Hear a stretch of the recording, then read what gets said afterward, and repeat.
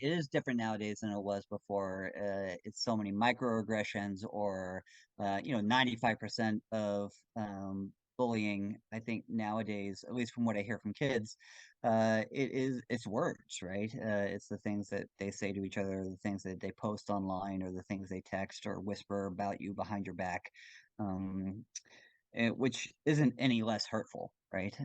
In fact, in some ways, I think it might have been easier what we had to deal with. Like, you knew who your bully was, right? Because it was the kid who grabbed you right by your lapel, like, shoved you up against the locker. And yeah, you're right. You had to show. I knew I was going to lose. The three I got into, I lost all three of them. But yeah, you still showed up because that's what you did. Um, I think for me, writing Riley's Ghost, and I could sort of throw this back and say, like, what's the worst time of your life that you can remember? And outside of like a tragedy, right? Um, Most people I've talked to our age always gravitate back towards middle school, right? They're like, yeah, it was just terrible. Like, if I could pick a 3-year span that I would never do over again, it would be that. And so, again, I hadn't written a thriller yet, a horror novel, a scary novel, a ghost story.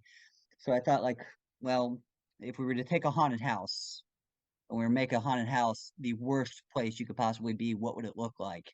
And for me, that was a middle school, right? So, I mean, it was essentially a haunted house story set in a middle school. And then what, of course, makes middle school so frightening and intimidating, it is that constant fear of being ostracized, of being stuck in the locker slash science room, of being, talked talked about behind your back, of losing friends, like all the social pressures, all the bullying, like all of that to me is scarier than demons and ghouls and ghosts. And so why not combine those two? And make that a sort of a central issue. So Keep It Like a Secret tells the story of cat and mouse. Those are their nicknames for each other. They are a brother and sister. They're about 7 years apart. So 12 and 18. And they were inseparable, right? When they were younger. She was definitely his caretaker. And what happened, of course, they both got older, but she got older a lot faster. And she has a very tumultuous relationship with her mother, and it often leads to her briefly running away from home, which leads to her not being there for him. And so the story is ultimately about one day that they spend together, just the two of them, to try, in his mind at least, because it's told from his point of view, to rekindle the relationship, the very close sibling bond that they always had.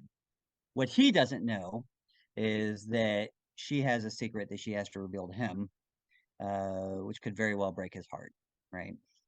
So they both go into this day with completely ulterior motives. And along the way, I mean, it's your standard coming of age story. He learns a lot. He runs over a scarecrow. They dabble in some graffiti. There's, lots of talk of favorite albums and books and that kind of thing. But it ultimately comes down to, and I think we've talked about this before, what do you do when your heroes can't be there for you anymore, right? How do you find some agency and some power on your own?